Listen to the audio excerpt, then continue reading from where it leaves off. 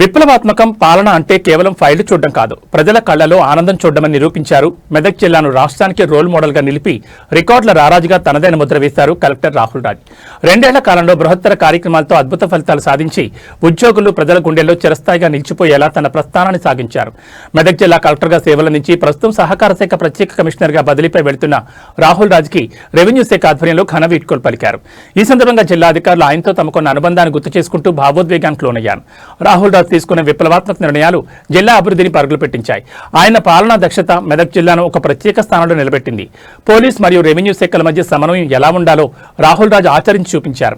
జిల్లాలో శాంతి భద్రతల పరిరక్షణలో ఆయన అందించిన సహకారం మరువలేందని ఎస్పీ డివి శ్రీనివాసరావు గుర్తు చేసుకున్నారు. ఈ సందర్భంగా కలెక్టర్ రాహుల్ రాజ్ మాట్లాడుతూ మెదక్ జిల్లా అధికారుల టీం వర్క్ అద్భుతమని కొనియాడారు. ప్రభుత్వ సంక్షేమ పథకాలు ప్రతి పేదవారికి చేరడంలో జిల్లా యంత్రాంగం చూపిన కృషి తనకెంతో సంతృప్తినిచ్చిందని భావోద్వేగంగా పలికారు. ఏజీఓ అధ్యక్షులు అలాగే సెక్రటరీ గారు పెద్దలు అలాగే ముందున్న అధికారులు సిబ్బంది అందరికీ కూడా గుడ్ ఈవినింగ్. సో నేను ఇక్కడ జాయిన్ అయ్యి 9 months అయింది. 9 months నుంచి కలెక్టర్ చూస్తున్నాను. నేను చేసిన జిల్లా థర్డ్ జిల్లా ఎక్స్ప్లెయిన్ చేస్తున్నాను. 3వ జిల్లా ఇది. ఏ జిల్లాలో కూడా ఇంత కోఆర్డినేషన్ లేదు. పోలీస్ అండ్ రెవెన్యూ ఇతర డిపార్ట్మెంట్స్ అది మొత్తం కలెక్టర్ వాడడం జరిగింది. కలెక్టర్ గారు వాడిని సో చాలా చక్కటి మంచి కోఆర్డినేషన్ ఇచ్చేవాళ్ళు. ఎంత కోఆర్డినేషన్ అంటే మీటింగ్ పెట్టాలన్నా కూడా ఒక డేట్స్ నాకు ఇచ్చి 3 dates ఇస్తారు, ఎంత పెడదాం ఇస్తున్నారు చెప్పి వాళ్ళ సీసీ ఫోన్ చేసి అనుకొని పెట్టేవాళ్ళు. ఇంత కోఆర్డినేషన్ ఎందుకంటే మనకు పనులు ఉంటాయి కదా, మన లాంగ్ అండ్ ఇష్యూస్ ఉంటాయి, ఏవో వస్తుంటాయి కదా. అందుకని చెప్పి ముందే ఒక 3 dates ఇచ్చి ఏదో ఒక డేట్ పెడదాం అంటే దాన్ని బట్టి ఇద్దరు మాట్లాడుకొని చేసేవాళ్ళు. ఎట్లా వెళ్దామనుకున్నా కూడా నాకు మా సీసీ గురించి ఇట్లా పొద్దున్న వస్తారా అంటే పోదాం సార్, ఇద్దరు వచ్చిపోతే అయిపోతుంది, బాగుంటుంది, ఒకేసారి చూడొచ్చు అని చెప్పి చేస్తుంటాం. మనం చూసారు ఏడుపాయల జాతర కూడా చాలా చక్కగా జరిగింది. ఇంతకుముందు అందరూ మెచ్చుకున్న లాస్ట్ 3 years కంటే ఈసారి బాగా జరిగిందని. దానికి దగ్గర కాదు, ఇద్దరు కలిసి ఒకసారి సార్ కలెక్టర్ గారు ఇద్దరు కలిసి ఒకటేసారి మేము చూసుకున్నాం. సార్ ఇప్పుడు లాస్ట్ టైం కంప్లీట్ చేయాలట, ఇంకొంచెం ఎక్కువ పార్కింగ్ ప్లేస్ కావాలని చెప్పి చాలా పార్కింగ్ ఇచ్చారు. దాంతో మనం అన్ని వీకించారు, ఒక ఆపేసి ముందు ఓపెన్ చేసాము 2 years కన్నా. దాంతో చాలా చక్కగా అయింది. పబ్లిక్ కూడా చాలా మెచ్చుకున్నారు. ఎక్కడ ఇబ్బంది కాలేదు, ట్రాఫిక్ జామ్ కాదు. అదంతా కూడా కావడం కారణం కలెక్టర్ గారు ఫుల్ కోఆపరేట్ ఇచ్చారు. ఖచ్చితంగా అన్ని డిపార్ట్మెంట్స్ సమన్వయం చేసి మా డిపార్ట్మెంట్కు మీ మధ్య ఉండి అందరినీ కోఆర్డినేట్ చేశారు. దానివల్ల బాగా సక్సెస్ఫుల్. దాంతో ఫండ్స్ కూడా చాలా చక్కగా మరి టెసా అధ్యక్షులు మహేందర్ గౌడ్ గారు, అదేవిధంగా టెసా జిల్లా అధ్యక్షులు జిల్లా సెక్రటరీ గారు చంద్రశేఖర్ రెడ్డి, మరి జిల్లా అధికారులు, ఎంప్లాయీస్, తహసీల్దార్స్, ఎంపీడీఓస్, ఇతర శాఖల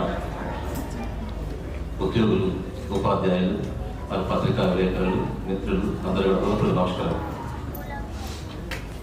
మొట్టమొదటి మనకు మైపాల్ నాకు మార్నింగ్ మెసేజ్ పెట్టాడు. పెట్టగానే అప్పుడు 8 o'clock వచ్చింది. అంతకుముందే వాళ్ళ ట్రాన్స్ఫర్ అయింది. మీ ట్రాన్స్ఫర్ ట్రాన్స్ఫర్ అవ్వడం జరిగింది. ఇది చూసే లోపలనే చూసిన సందర్భంలోనే మనకు మన సూపర్ ఆర్డీఓ గారు రిపోర్ట్ చేస్తా ఉన్నారు. అప్పటికే నేను వేరే ఫోన్లో మాట్లాడుతున్నాను. ఆ ఫోన్ చేసి చెప్పగానే విన్నారు. సార్ షాక్ అని చెప్పేసి అన్నారు. వాస్తవానికి real sir, everybody in the employee, ఈ క్యాంపర్లో ఈ హాల్లో ఉన్న అందరూ కూడా షాక్ అయ్యారు sir. Just true sir. Last 1 year 4 months పనిచేస్తున్నాను.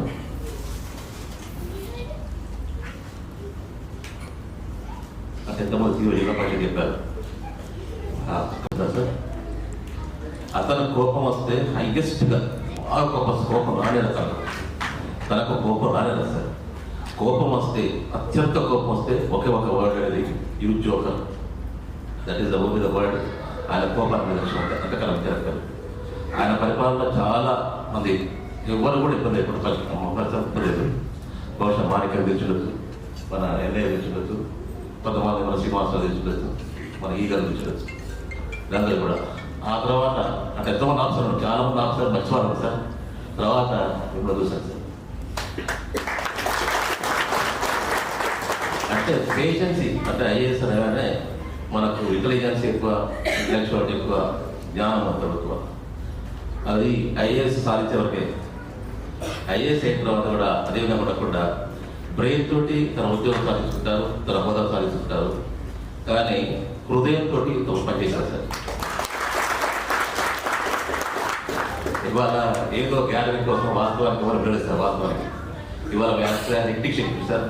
ఎక్టిక్ షెడ్యూల్లో ఇవాళ ఎస్ఎస్టీ కమిషన్ చైర్మన్ వచ్చారు. అనుకున్న ప్రోగ్రామ్ 2 o'clock అయింది. ఆ తర్వాత బ్యాక్వర్స్ మీటింగ్ అయిపోయింది.